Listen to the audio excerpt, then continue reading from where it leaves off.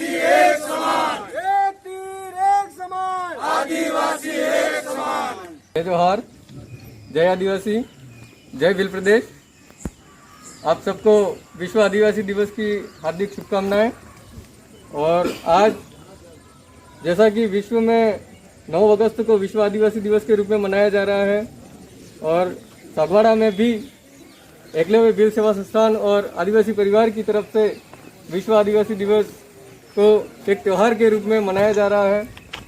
और यहाँ पर आप सभी को एक बार फिर से इस दिन की शुभकामनाएं देते हुए मैं यहाँ पर आए हुए सभी भाइयों को, पत्रकार बंधुओं को और प्रशासन को भी इस दिवस की हार्दिक शुभकामनाएं देते हुए धन्यवाद देना चाहूँगा। और कार्यक्रम का आगाज़ करते हुए हमारे क्रांति सूर्य बिरसा मुंडा, राणा पुंजा भील, जयपाल सिंह मुंडा, इनको भी मैं नहीं भूलना चाहूँगा। और हमारे पूर्वज जिनकी बदौलत आज हम इस ज़मीन पर बैठे हुए हैं, उन सबको भी एक बार दिल से धन्यवाद जोहार करते हुए आप सबको एक बार फिर से धन्यवाद। और आगे कार्यक्रम का आगाज़ करते हुए आगे आपकी सरकार से क्या मंशाएं हैं उस बारे में बताएं। सरकार से मंशा ये है कि शेड्यूल एरिया में जो आदिवासी पिछड़ा हुआ है, जिन पर कई तरह से अत्याचार हो रहे हैं, आज अपन देख रहे हैं, उनको अपने घरों से बेदखल किया जा रहा है। उनको वो प्रकृति पूजक हैं, प्रकृति प्रेमी हैं, जिनको कि उनके घरों से निकाला जा रहा है और उनके घरों को तोड़ा जा रहा है और जंगलों को ख़त्म किया जा रहा है कहीं ना कहीं से खाद्यान्नों को निकालने के लिए। तो सरकार से विशेष मेरा अनुरोध रहेगा कि शेड्यूल एरिया है तो यहाँ पर जल जंगल ज़मीन का अधिकार 100% आदिवासियों का है। तो यहाँ से अगर खदानों में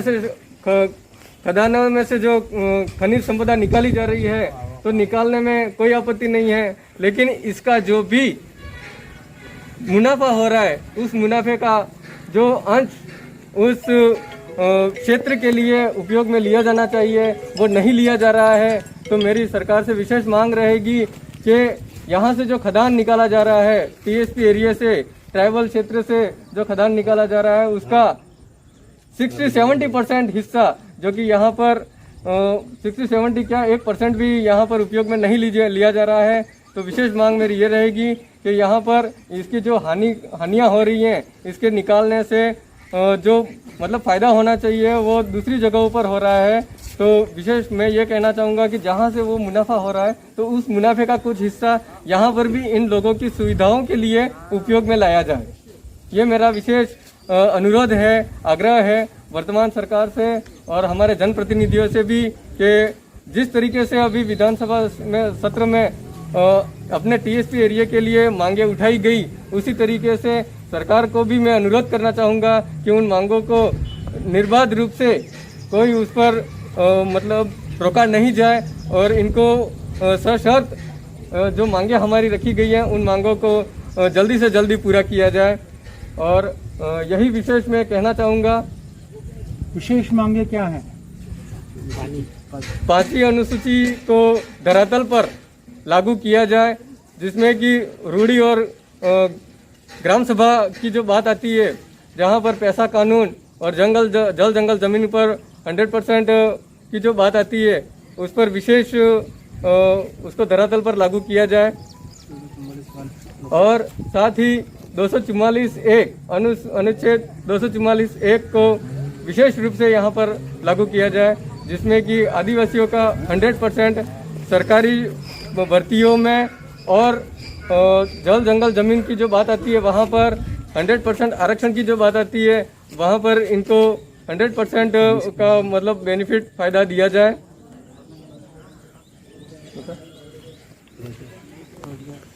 साथ ही रोजगार की जहाँ तक बात आती है तो वही मैं पहले कह चुका हूँ कि यहाँ पर जो खनिज संपदाएं हैं उनके साथ में यहाँ पर शिक्षा की कमी है। तो शिक्षा की कमी के माध्यम से लोग रोजगार के लिए इधर उधर भागा दौड़ी करते रहते हैं, तो उनको रोजगार मुहैया कराया जाए।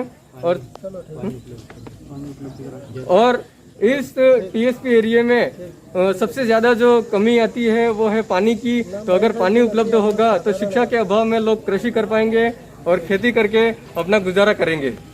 तो विशेषकर पानी की जो मांग है वो पूरी होनी चाहिए, जो कि हमारे एमएलए साहब भी कई बार मांग उठा चुके हैं विधानसभा में। तो इसको पूरी तरीके से लागू किया जाए और शिक्षा नीति जो अभी बदली है उसका भी स्वागत करते हैं। और एक बार फिर एकलव्य बाल सेवा संस्थान और आदिवासी परिवार सागवाड़ा की तरफ से आप सबको विश्व आदिवासी दिवस की हार्दिक शुभकामनाएं। धन्यवाद।